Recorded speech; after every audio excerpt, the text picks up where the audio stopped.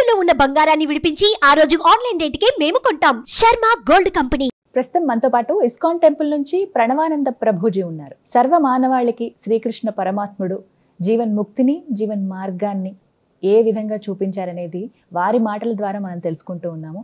వారు ప్రత్యేకంగా Govardhan eco village ముంబైలో ఉన్నటువంటి ఆశ్రమంలో వారు సేవ చేస్తూ ఉంటారు. శ్రీకృష్ణ భగవానుడి గురించి, వారి లీలల గురించి ఎన్నో వీడియోస్లో మనం వారి మాటల్లో వింటూ ఉన్నాము. ప్రస్తుతం మనతో పాటు స్టూడియోలో ఉన్నారు ప్రణవానంద ప్రభుజీ. వారితో మాట్లాడదాం, మరిన్ని విషయాలు తెలుసుకుందాం. నమస్కారం ప్రభుజీ. హరే కృష్ణ. నమస్కారం అండి. ఎలా ఉన్నారు? బాగున్నా, మీరు ఎలా ఉన్నారు? చాలా చాలా బాగున్నాను. చాలా సంతోషం. మంచి రీచ్ ఉన్నాయి వీడియోస్. అన్నిటికన్నా కూడా వాళ్ళకు ఉపయోగపడుతున్నాయి. మాకోసమే చెప్పారా ప్రభుజీ అన్నట్టుగా చాలా మంది ఫీల్ అవుతున్నారు. వాళ్ళ సమస్యలు కూడా క్వశ్చన్స్ అంటే కామెంట్స్ రూపంలో అడుగుతూ ఉన్నారు చాలామంది. బట్ అందులో ఒక భాగం నేను కూడా అయినందుకు సంతోషమే. ఇంకా చాలా విషయాలు ఉన్నాయి తెలుసుకోవాల్సినవి. ప్రభుజీ, వైకుంఠ ఏకాదశి వస్తుంది. చాలా విశిష్టమైన రోజు అని చెప్తూ ఉంటారు. కొన్ని ప్రాంతాల్లో అయితే అసలు పండగే ఆ రోజున. అందులోనూ ఆ రోజు స్పెషల్ దర్శనం ఉంటుంది ప్రతి ఒక్కరికి వైష్ణవాలయాల్లో. ఏకాదశి వ్రతాలని కూడా ఆచరిస్తూ ఉంటారు. ఆ వ్రతాలు ఎలా చేయాలి, చేస్తే ఏమిటి అనేది కూడా చాలామంది ఒక క్వశ్చన్ అడుగుతూ ఉన్నారు. ఆచరించే విధానం చెప్పండి, అలాగే చేస్తే కలిగేటువంటి ఫలితం ఏమిటి, ఎందుకు చేయాలి అనేది కూడా వివరించండి. అన్నిటికంటే గొప్పదైన వ్రతం ఏదైనా ఉంటే అది ఏకాదశి వ్రతం. అన్ని వ్రతాలు చేసి ఏకాదశి చేయకపోయారనుకోండి, ఏ వ్రతం ఫలితం రాదు. ఏకాదశి వ్రతం ఒక్కటి చేసి ఏ వ్రతము చేయలేదనుకోండి, అన్ని వ్రతాల ఫలితం ఏకాదశి ఇవ్వగలుగుతుంది. మన శాస్త్రంలో ఉపవాసం అని చెప్పింది కేవలం ఏకాదశికి మాత్రమే. కానీ చాలా మంది ఈ రోజు మేము ఉపవాసం చేస్తున్నామండి, ఆ రోజు ఉపవాసం చేస్తున్నామండి, అలా ఇలా చెప్తారు. కానీ ఎక్కడ కూడా అంత నియమంగా ఉపవాసం గురించి చెప్పింది మన శాస్త్రంలో, అంత నియమంగా ఉండాలి అని చెప్పింది కేవలం ఏకాదశికి మాత్రమే. విష్ణువాసరము అని అంటారు. అన్నిటికంటే favourite day of lord Vishnu Ekadashi. Ekadashi వ్రతం వల్ల అసలండి దానివల్ల వచ్చే ఆధ్యాత్మిక బెనిఫిట్స్ అనేవి మనం చెప్పలేము. ఉపవాసం అంటే ఫస్ట్ అందరూ మేము ఒకసారి ఏకాదశి వ్రతం గురించి చెప్పామండి, ఎలా ఉపవాసం ఉండాలి అన్ని విషయాలు చెప్పాక ఒకళ్ళు హ్యాండ్ రేస్ చేశారనమాట. మాకు ప్రశ్న ఉంది అని. అయితే ఏం ప్రశ్న ఉంది అని అడిగితే, ఏకాదశి రోజు ఏం తినచ్చండి అని ప్రశ్న అడిగారు అనమాట. గంట సేపు నేను లెక్చర్ ఏకాదశి ఉపవాసం ఎందుకు చేయాలి అని చెప్పాక ఏకాదశి రోజు ఏం తినచ్చు అని లెక్చర్ క్వశ్చన్ అడుగుతున్నారనమాట. అయితే ఉపవాసము అంటే ఏంటో ఫస్ట్ అర్థం చేసుకుందాం. ఉప అంటే దగ్గరగా, వాసం అని అంటే ఉండటం. ఉపవాసం అని అంటే భగవంతుడికి దగ్గరగా ఉండటం. ఏ ఉపవాసానికంటే ఇదే నియమం అండి. చాలా మంది ఏం చేస్తారు తెలుసా అండి, మేము ఈరోజు కటిక ఉపవాసం, నీళ్లు కూడా స్వీకరించట్లేదు అని హ్యాపీగా టీవీ ఆన్ చేసుకొని ఇలా బెడ్ పైన పడుకొని ప్రొద్దున నుంచి రాత్రి రాకే ఏ సీరియల్లో ఏ సినిమాలు చూస్తూ ఉంటారు. అయ్యా లేచి గుడికి రండి, నామం లేదు, శరీరంలో ఓపిక లేదు, నిర్జల వ్రతం ఈరోజు. మనం అండి దేన్నైనా సరే ఎంత మెటీరియలిస్టిక్ గా మార్చే శక్తి మానవుడి దగ్గర ఉంది. శివరాత్రి రోజు జాగరణ చేయండి అంటే లేట్ నైట్ షోలు వాటిలలో సినిమా థియేటర్లో కూర్చొని జాగరణ చేస్తుంటారు. శివుడు పాపం ఏమనుకుంటాడో, ఎంత బాధపడతారో ఇలాంటి వాళ్ళని చూసి ఆశ్చర్యం వేస్తుంది. మనం దేన్నైనా సరే ఎలా పాడు చేయొచ్చో అంత, ఎంత ఫాస్ట్ గా మానవ బ్రెయిన్ పనిచేస్తుందంటే అంత పనిచేస్తుంది.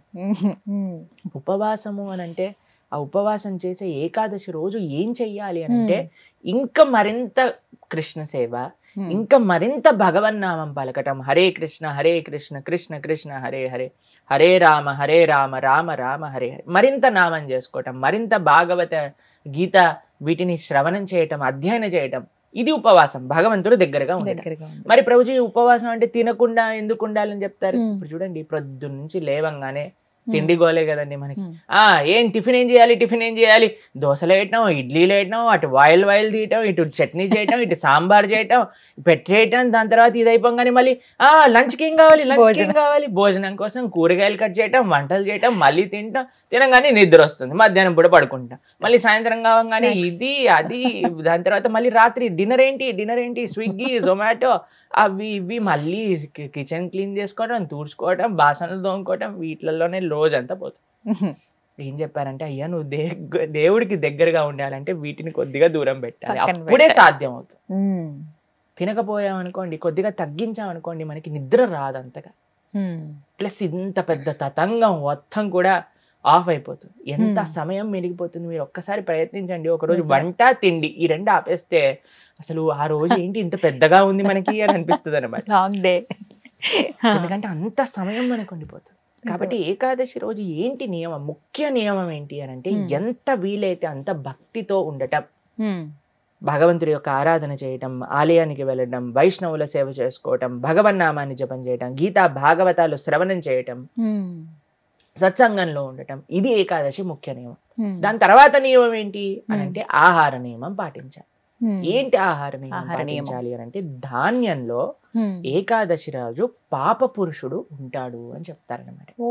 ధాన్యం అని అంటే రైస్, దాల్, పప్పులు, తర్వాత గోధుమలు, తర్వాత వరి, వీటన్నిటిలో అనమాట. కాబట్టి ఆ రోజు మనం వీటి నుంచి దూరంగా ఉండి మరి ఏం స్వీకరించవచ్చు, పాలు, పండ్లు.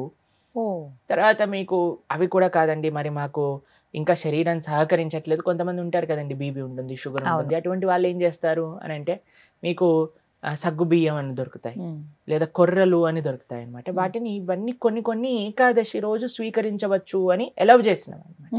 కాబట్టి ఇప్పుడు సరే రోజు సాబుదానా సగ్గుబియ్యం ఎలవ్ చేశారంటే, సగ్గుబియ్యం పాయసం, సగ్గుబియ్యం వడలు, సగ్గుబియ్యం ఉప్మా, అన్ని ఒక 10-15 రకాలు చేసుకొని తినమని చెప్పట్లేదండి మేము. ఎవరికైతే వీలుంటుందో ఒక్క రకం చేసుకోండి. వాటిని ఆహారాన్ని స్వీకరించి శరీరం బాగుండేటట్టుగా చూసుకొని భగవంతుడి యొక్క సేవలో పెట్టుకో. కాబట్టి ఏకాదశి ప్రధాన నియమం ఏంటి అని అంటే, భగవంతుడి దగ్గరగా ఉండట. అని కొంతమంది కటిక ఉపవాసం అని ఉంటారండి, నీళ్లు మాత్రమే స్వీకరిస్తారు ఆ రోజు. నీళ్లు కూడా స్వీకరించరు, దాన్ని కటిక ఉపవాసం అంటారు, నిర్జల వ్రతము అని అంటారు అనమాట.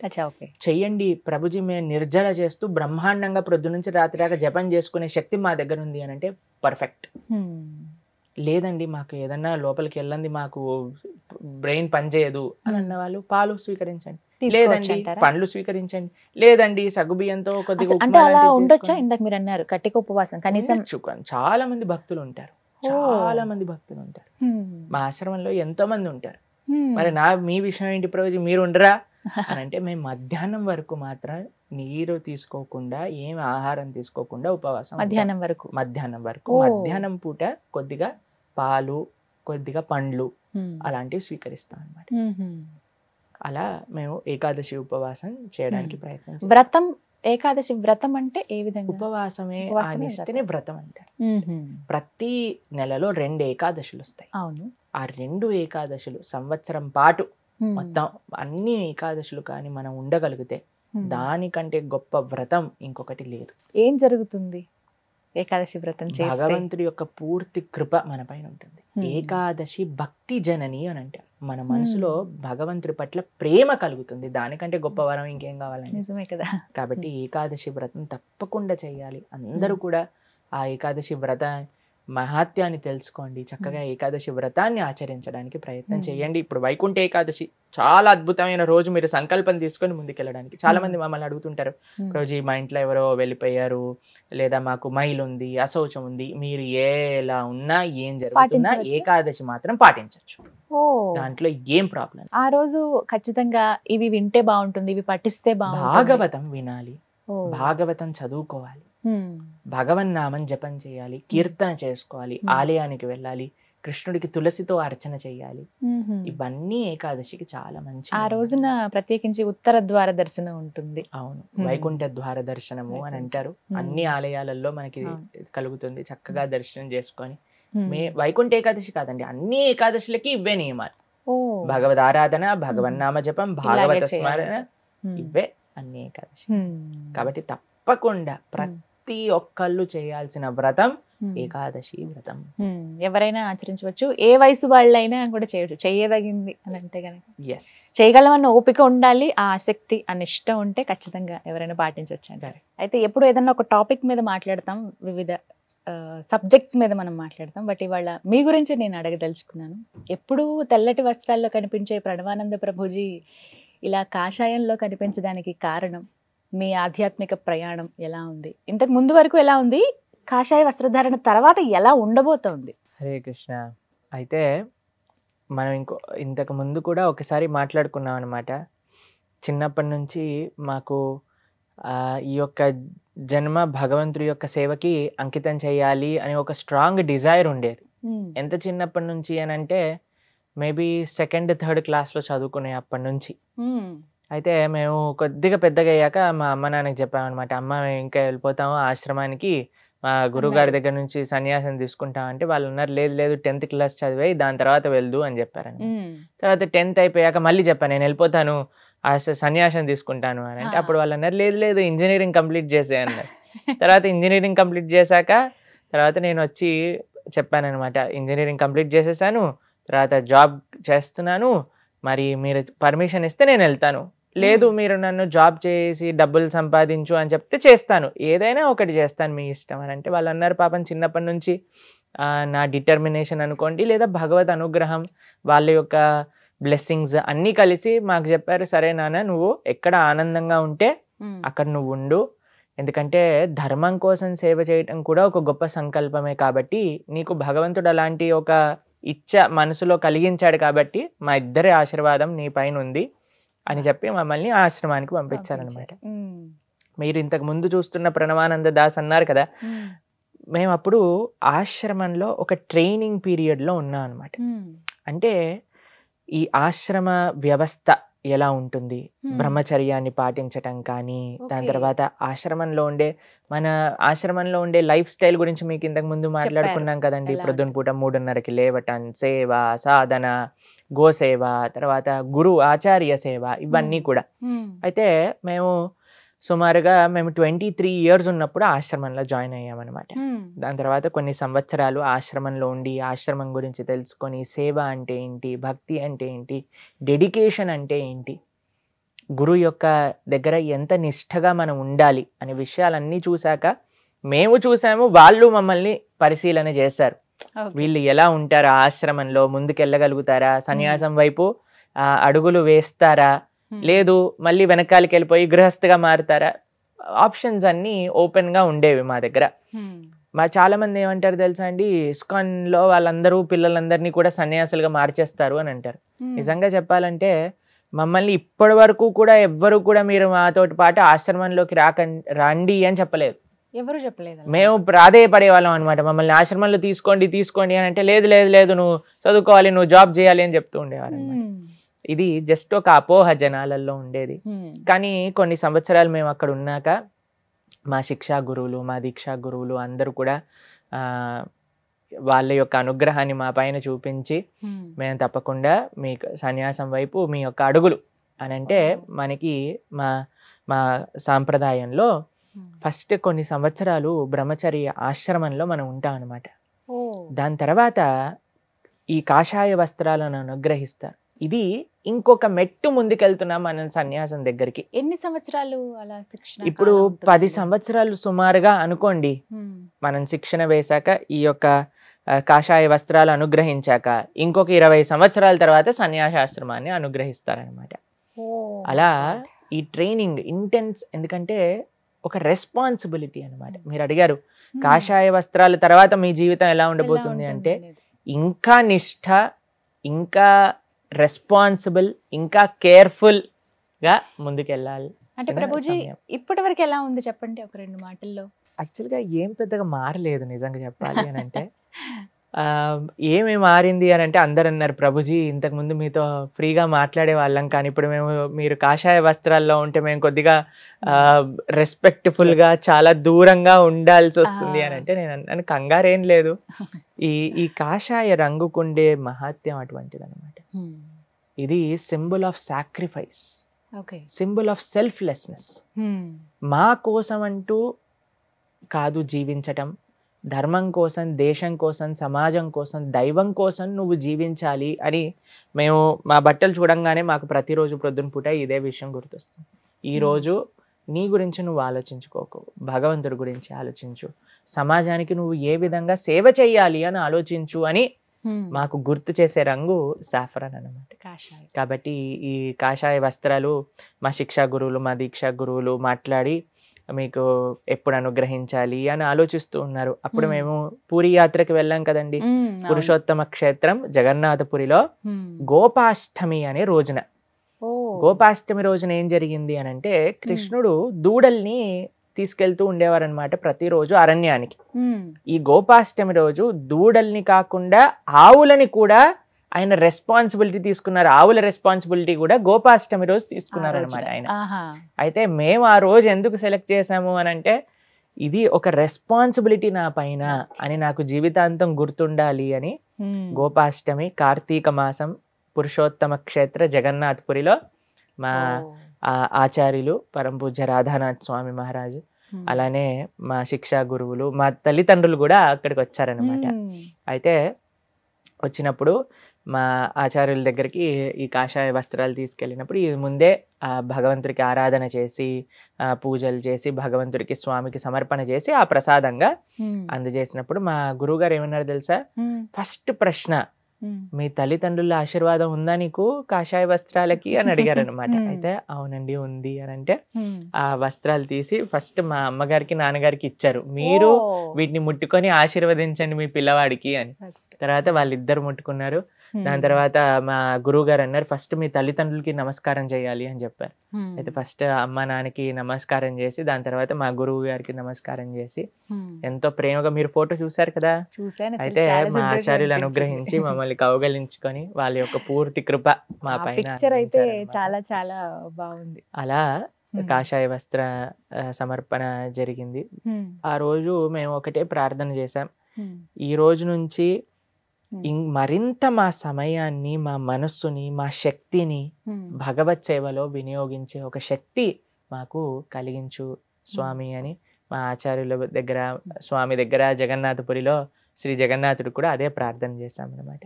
కాబట్టి ఇక్కడ మీద నుంచి మా జీవితం ఎలా ఉండబోతుంది అని అంటే, మేము ఎంత సేవ చేశామో దానికి రెట్టింపు సేవ చేయడానికి ప్రయత్నించాలి. ఇప్పుడు చేయాల్సి. ఇంకా ఏమైనా నియమాలు ఉంటాయండి? అంటే మార్పులు ఏమైనా జరిగాయా ఆహారం విషయంలో కావచ్చు, మీ దినచర్యలో గానీ? దినచర్యలో ముందు ఎలా అయితే మేము ప్రొద్దున పూట 3:30కి లేసి సాధన చేసుకోవటం అలానే ఉండేవి. ఆహార నియమాలు కూడా అన్నీ కూడా సేమ్ ఎలా అయితే ముందున్నామో. ఇప్పుడు ముందు ఇన్ని ఏళ్ళు మేము చేసిన సాధన ఇప్పుడు మేము వాటిని ఆచరించడాని కోసమే మేము చేసిన సాధన అన్నమాట. కాబట్టి దాంట్లో పెద్దగా సీరియస్ మార్పులు అనేవి పెద్దగా ఏం లేవు. కానీ ఇంకొకటి ఏంటి అని అంటే, మేము మాతాజీస్తో డీలింగ్స్ కానీ లేదా ఏది చేసినప్పుడు కూడా we have to be conscious అనమాట. ఎలా మాట్లాడుతున్నాం, ఎవరితో మాట్లాడుతున్నాం, ఎంత ఎంటర్టైన్ చేస్తున్నాం ఏంటి అని we have to be more conscious now. అయితే చాలామంది డివోటీస్ అన్నారు, ప్రభుజీ మీకు ఇంత చిన్న వయసులో మీరు చక్కగా కాషాయ వస్త్ర ధారణ చేసి మీరు భగవత్ సేవలో ఉన్నారు అని అంటే, దానికి అందరి అనుగ్రహం, అందరి బ్లెస్సింగ్స్ కూడా కావాలి. కాబట్టి ఇక మీదట ఇంకా ఇంకా ఇంకా భగవత్ సేవ, ఇంకా ఇంకా జనాలందరి యొక్క సేవ చేసుకుంటూ అందరినీ కూడా భగవంతుడి దగ్గరికి తీసుకెళ్లే విధంగా మా యొక్క ఆచరణ ఉండాలి. అదే మా ప్రార్థన. నేను కోరుకుంటున్నాను. చాలా సంతోషం అసలు ఈ రకంగా నేను మీతో మాట్లాడగలుగుతున్నాను చాలా విషయాలు. కానీ ఇక్కడ కొంతమంది కొన్ని సందేహాలు అడుగుతుంటారు. నిజమే, మీరు చాలా చిన్న వయసులో ఇలా సన్యాసం వైపు వెళ్ళిపోవటం కానీ ఇది మీ మనసుకి ఏమనిపిస్తుంది? ఎంత అయినా సరే మనం మానవ మాత్రమే కదా. మాకేమనిపిస్తుంది అని అంటే, మాకేమనిపించేది చిన్నప్పటి నుంచి అని అంటే, మా ఒక శ్రీ చైతన్య చరితామృతంలో ఒక విషయం చెప్తారనమాట. బ్రహ్మాండే భ్రమితే కోనో భాగ్యవాన్ జీవ్ గురు కృష్ణ ప్రసాదే పాయ్ భక్తిలతా బీచ్. ఇప్పుడు నాకు ఈ జన్మ ఉంది అని అంటే, ఎన్నో కోట్ల జన్మలలో చేసిన కర్మ అనుసారంగానే మళ్ళీ నాకు ఈ మానవ జన్మ లభించింది. సరే, ఇన్ని జన్మలు ఒక్కొక్కళ్ళకి సేవ చేశాను, మళ్ళీ మళ్ళీ పుడుతూనే ఉన్నా, మళ్ళీ శరీరాన్ని విడిచిపెడుతున్నా, మళ్ళీ పుడుతున్నా, మళ్ళీ శరీరాన్ని విడిచిపెడుతున్నా. ఈ ఒక్క జన్మ కృష్ణుడికి ఇస్తా, ఈ ఒక్క జన్మ మా గురువులకి ఇస్తా. ఎందుకంటే ఎన్నో జన్మలు ఎంతో మందికి ఇచ్చా, అందుకే మళ్ళీ నేను మానవుడిగా పుట్టాల్సి వచ్చింది. ఈ జన్మ కృష్ణుడికి ఇచ్చి చూస్తా, మా గురువులకి ఇచ్చి చూస్తా, వాళ్ళ యొక్క సేవ చేసుకొని చూస్తాను అని ఒక సంకల్పం చిన్నప్పటి నుంచి ఉండేది. ఆ సంకల్పమే వయసుకి ఏంటంటే అండి, చాలా మంది ఏమనుకుంటారు అని అంటే, అన్ని బాధ్యతలు తీరిపోయాక చేసుకోవచ్చు ఇవన్నీ అని అనుకుంటారు. కానీ ముసలి వాళ్ళం అయిపోయాక నడుము నొప్పి, కాళ్ళ నొప్పి, బీపీ షుగర్ ఈ మాత్రలన్నీ మింగుతూ ఏ సేవ అవ్వదండి, చాలా కఠినం. కాబట్టి నాకు శక్తి ఉన్నప్పుడు, ఇప్పుడు చెప్తారు కదా అందరూ, this is peak time 25 to 35 45 you have to work hard, then you can rest later అని అంటారనమాట. బట్ మీకు ఇప్పుడు డిస్ట్రాక్షన్స్ ఉండవా? ఎవరైనా చూసినప్పుడు, మీ ఏజ్ వాళ్ళని చూసినప్పుడు, మీ ఫ్రెండ్స్ ఎవరైనా కలిసినప్పుడు? మాకు వాళ్ళని చూసి జాలితో కూడిన ప్రేమ కలుగుతుంది అనమాట. అవునా? ఎందుకంటే మేము ఎంత ఆనందంగా ఉన్నాము, భక్తి కంటే ఆనందమైనది ఇంకొకటి లేదండి. కాబట్టి నాకు శరీరంలో నా శక్తి ఉన్నంత వరకు అది భగవంతుడికి ఇవ్వాలి. ఫస్ట్ క్లాస్ సేవ భగవంతుడికి. కాబట్టి ఇప్పుడు మా దేవుడి దయ వల్ల మా శరీరం బాగా పనిచేస్తుంది, మనసు బాగా పనిచేస్తుంది, ఇంకా ఆ శక్తి అనేది ఉంది. కాబట్టి ఇది స్వామికే అంకితం, ఇంకెవ్వరికి కాదు. స్వామికి అంకితం. తల్లిదండ్రుల ఫీలింగ్ ఏంటి అసలు? ఏమన్నారు? మా అమ్మ నాన్న గారు ఫస్ట్ నుంచే, మా అమ్మ ఇంకా నాన్నగారు మాకు సహాయం చేస్తూ ఉన్నారు. వాళ్ళ యొక్క అనుగ్రహం, వాళ్ళ యొక్క ఆశీర్వాదం వల్లనే ఇంతవరకు మనం వచ్చాం. ఈ వస్త్రాలు వేసుకున్నాం. అయితే మా నాన్నగారు ఫస్ట్ మమ్మల్ని చెప్పారనమాట, మేము చేసే సేవ చూసి, మా యొక్క మనస్తత్వం చూసి ఆయన ఫస్ట్ అన్నారు, కొన్ని సంవత్సరాలు నువ్వు ట్రై చేయి ఆశ్రమంలో ఉండి, దాని తర్వాత నువ్వు డిసైడ్ చేసుకో, మళ్ళీ నీకు పెళ్లి చేసుకోవాలనుకుంటున్నావా లేదా సన్యాసం వైపు వెళ్ళాలనుకుంటున్నావా, నువ్వు చూసుకో అంటే నేను చెప్పాను, సరే నాన్నగారు ఆయన మనసు ఎందుకు బాధ పెట్టడం అని నేను అన్నాను, 4-5 సంవత్సరాలు చూస్తాను, తర్వాత నేను రావాలి అనుకుంటే వచ్చేస్తా ఇంటికి అన్నారు. అయితే మా నాన్నగారు అన్నారు, ఏ రోజు కూడా నువ్వు ఆలోచించకు, ఎప్పుడు కావాలంటే అప్పుడు ఇంటికి వచ్చేసే, మేము బ్రహ్మాండంగా చూసుకుంటాను నిన్ను అన్నారు. సరే తప్పకుండా అని చెప్పినప్పుడు కొన్ని నెలల ముందు ఇంటికి వెళ్ళినప్పుడు ఆయన అడిగారు అనమాట, ఇంత బాగా సేవ చేసుకుంటున్నావు, నీ మనసులో నిజంగా ఉంటే కాషాయ వస్త్రాన్ని ధరించి ఇంకా జీవితాన్ని భగవత్ అంకితం చేసుకోవాలి అని నీకు అనిపిస్తే మా వైపు నుంచి ఏం ప్రాబ్లం లేదు, మీరు చక్కగా తీసుకోవచ్చు, మీ ఆచార్యులు గురువుల యొక్క అనుగ్రహం ఉంటే అని చెప్పారనమాట. ఇదే విషయాన్ని నేను మా గురువులకు చెప్పా, మా అమ్మ నాన్నగారు యొక్క ఆశీర్వాదం ఉంది, మరి మీరు సంకల్పం చేసుకొని మీ ఆశీర్వాదం ఉంటే తీసుకోవచ్చు అని. కాబట్టి ఆ విధంగా అమ్మ నాన్నల యొక్క సహకారం అయితే 100కి 1000% ఉంది మాకు. నిజంగా కారణ జన్మలు. నిజంగా మీకు విషయం చెప్పాలండి, చాలా మంది మాకు ఎంత బాధపడిపోతారంటే, నిజంగా భగవద్గీత భాగవతం చదువుతుంటేనే మా పిల్లవాడు ఎక్కడికి వెళ్ళిపోతాడో, ఏం చేసేస్తాడో, సన్యాసం తీసుకుంటాడో, గుడికి వెళ్ళటం స్టార్ట్ చేస్తేనే భయపడిపోతూ ఉంటారు. అదే ఇస్కాన్ టెంపుల్కి వెళ్తున్నారంటే అయ్యో ఏమైపోతారా అని భయపడుతున్న జనాలు ఈ టీవీలలోకి వచ్చి పెద్ద పెద్ద ప్రాబ్లమాటిక్ గా తయారు చేసి ఏడ్చి అయ్యో మా పిల్లవాడు మాకు ఇచ్చేసేయండి అది ఇంకో విషయం చెప్తానండి. కొన్ని రోజుల ముందట నాకు వీడియో పంపించారు, ఒక పిల్లవాడు నాకంటే చిన్న వయసు అనుకుంటా, జైనిజంలో వాళ్ళు సాధువులుగా మారుతారు.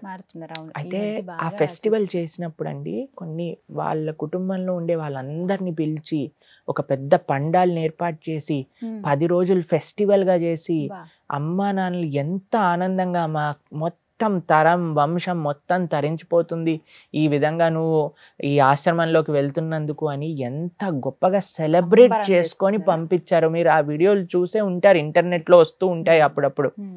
కానీ మన వాళ్ళకి మాత్రం అందరూ శంకరాచార్యులు, రామానుజులు, ఇటువంటి మహానుభావులు అందరూ ఉండాలి, కానీ వేరే వాళ్ళ ఇంట్లో ఉండాలి, మా ఇంట్లో ఉండకూడదు అనే భావన ఉంటుంది.